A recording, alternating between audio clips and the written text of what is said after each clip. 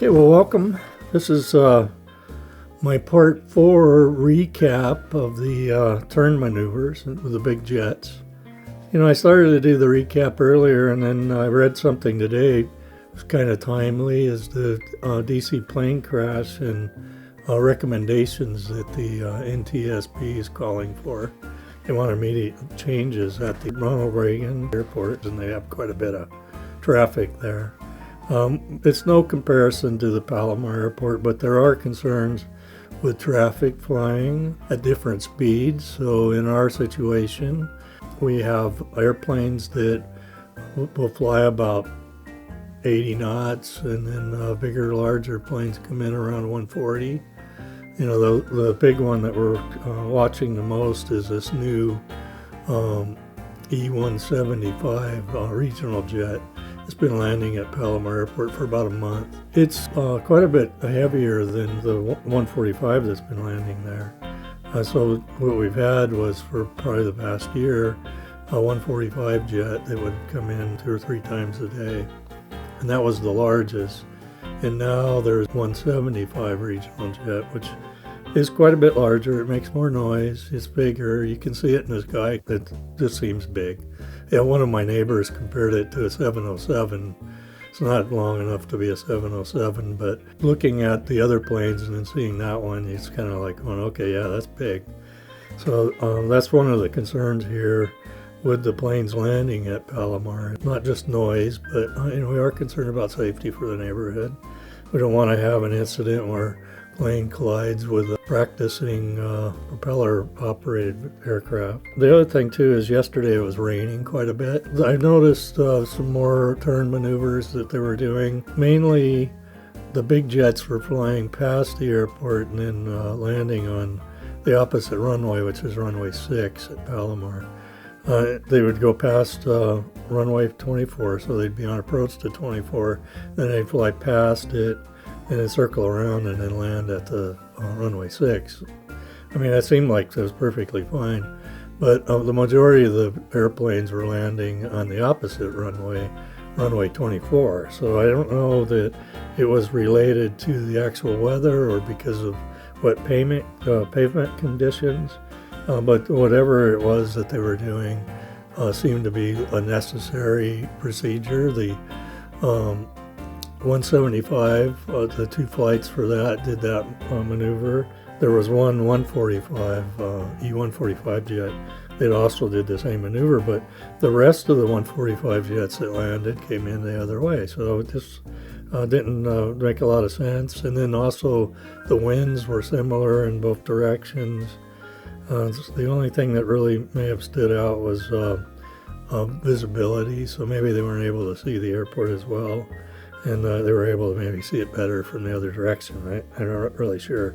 Just kind of curious why they're doing that. Weather's been a major factor for the altitude, and it could be the pavement.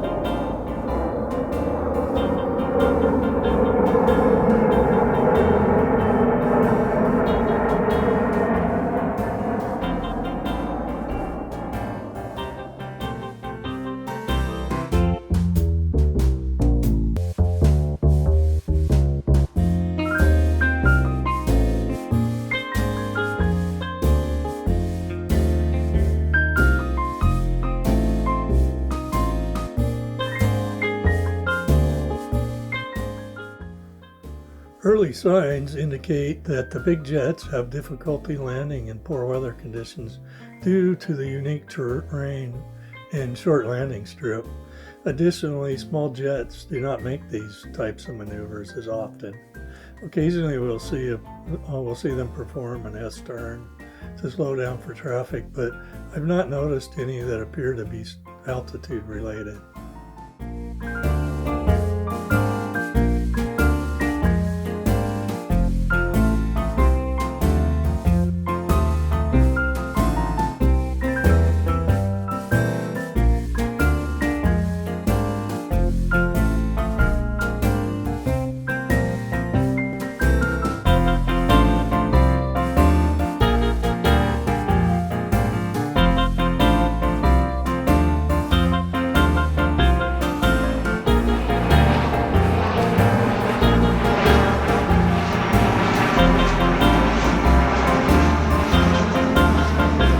Slideshow for this video is the circle maneuver. So we showed that in a previous video.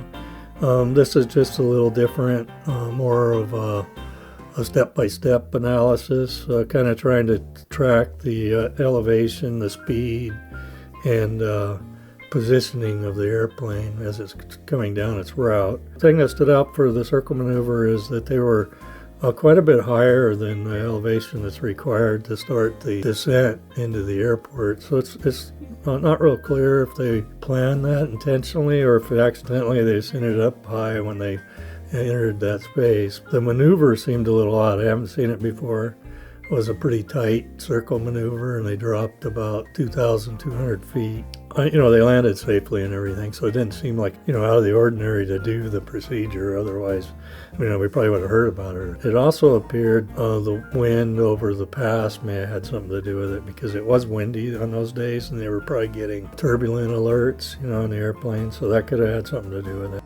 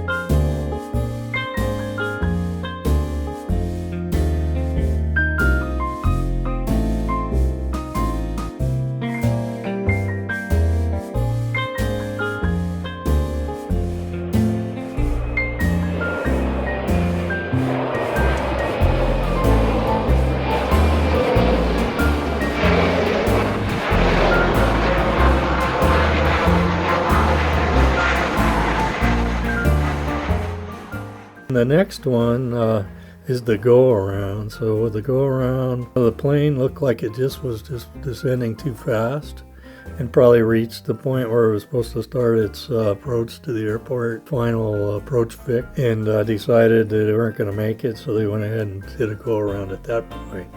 So it wasn't a go-around where there was traffic on the runway. At least that's not what it appears to be, but more of too steep of an incline coming down on the altitude side. And maybe they just weren't stabilized when they got to that point, and they wanted to come back around when they were more stable. So not an unusual procedure. It's kind of just wondering, curious why they had to do it. There didn't appear to be any emergency anywhere, so it must have had something to do with the altitude again. And I think it was around the same time as the circle one, a couple of days later, so it must have been the weather again, and probably the wind at the mountain pass probably was part of it. The other interesting thing with the go-around one is they started out at a higher altitude. So on the E175 flights, those ones would come in at 20,000 feet, whereas on the E-145 they go as high as 28,000 feet before they start to descend. So it isn't a long time at 28,000 feet, but they did reach that. And so maybe they were just trying to get above turbulence somewhere. And it's hard to say what is happening. So I'm not a pilot, so I don't know quite exactly what's going on. But I do find some of this stuff unusual. So, I'm trying to record it, and maybe somebody knows a little bit about what's going on.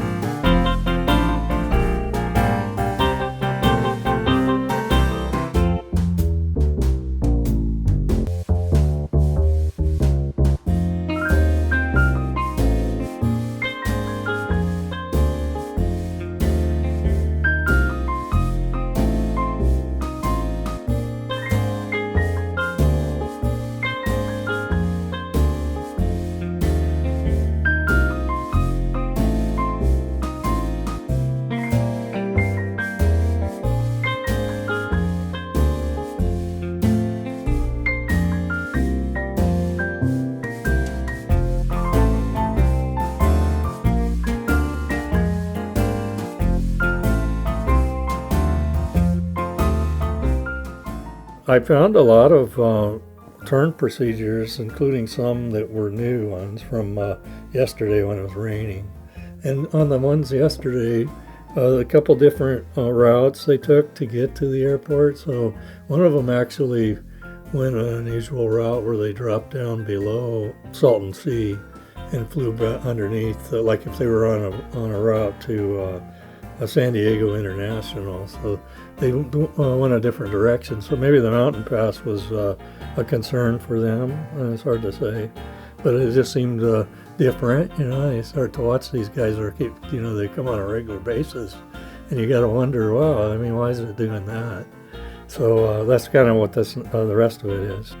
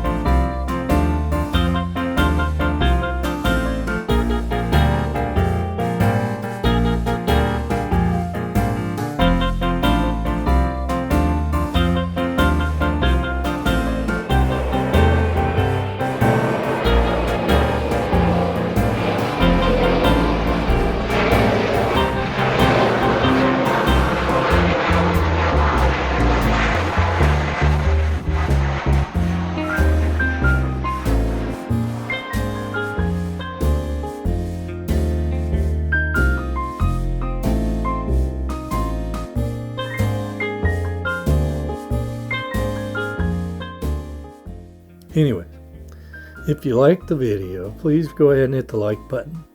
Even if you didn't like it, just give me a thumbs down, and I'll try and correct that. But I'm not a pilot, so I'm not trying to present this as flight information or how to do. I'm a spectator looking at this from the ground level, going, okay, what's going on? And I'm concerned. These planes fly through my neighborhood, and sometimes very low, at low altitudes, and we'll have little incidences that happen, and nobody knows about it because, who's going to sit here and try to figure this all out? I just happen to be interested in watching the planes, so I take pictures and look at the flight radar information and check the web track for noise levels, so you can kind of judge different things. One thing that I found recently that I discovered is that the barometric pressure affects the altitude quite a bit on the plane. So I was getting all these alerts, and I reached out to a guy that's a representative for our community, who happens to be a retired FAA controller, but he never answered my question about why the flight radar would be all of a sudden shooting out warning signals about low flying altitudes for the aircraft. And I don't know if maybe it was just he didn't feel like answering it, or I just didn't get it to the right person. But I did discover later on that there's actually a formula for that, and all we got to do is compare the barometric pressure at the time that the plane's flying to the barometric pressure that would be the standard that they would use for the aircraft, and then probably just make an adjustment. But it could be 200 or 300 feet, so pretty significant swing in the altitude measurement. So it's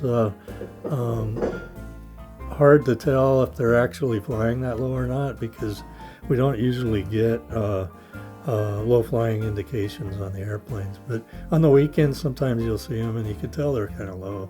Some of the prop planes are coming in pretty low, and so those ones kind of pay attention to, but they're not noisy, so it's not as big as if one of the big planes flies through.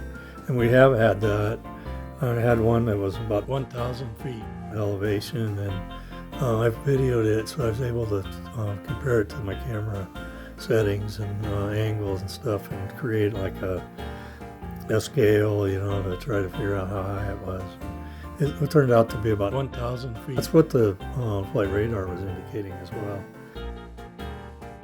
Palomar Tower, Big Strike 476, is over Canex for 24.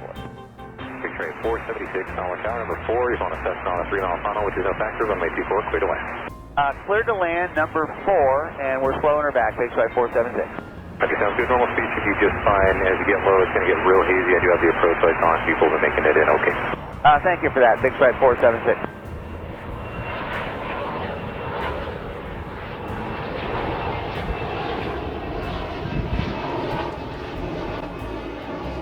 Big Strike 476, we're off the source, check altitude immediately.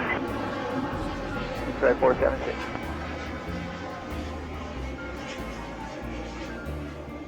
Big Strike 476, turn left over 50, contact ground plane. Take 11.8, Big Strike 476, thank you. But I haven't found too many else like that. It's just that was an unusual circumstance, and I think the plane was actually trying to get below the clouds, maybe for visibility. So as a pilot, I guess that's probably, you just kind of expect to do it. From, like I said, from a guy standing on the ground, and I see a plane real low, I don't really want that. Especially don't want them crashing into our water tower. So it's important. And then with the new stuff that came out from the DC plane crash, and the different people involved in that saying that the FAA's got to now go around and check everything, kind of makes you wonder how safe is this kind of flying. So this one at this airport is originally a general aviation airport, and it has quite a few small planes that are based there, that they have hangars and stuff, and probably 100 planes that are probably privately owned that are small aircraft. And then you've got the corporate jets that'll fly in, and those are a little bit larger, but they're jets, so they kind of come in pretty fast. And we'll see those maybe about 120 miles an hour. But then this big one's been flying in usually close to 140. You know, I mean, it hasn't hit the top end yet. I mean, it hasn't broken through the barrier for a Class C plane, but it's gotten close. So that one flies pretty fast, and it isn't maneuverable, so they have to get the other traffic out of the way in order to let that one land. So it's just a concern. So anyways, that's going to be RB signing off till next time. If I do another plane video, I got to get started on some of my other stuff. So we'll look forward to talking to you again. Like I said, like, subscribe. Even if you don't like it, you know, consider subscribing anyways, because maybe you'll like that one. And that's always a recommendation. So there you go.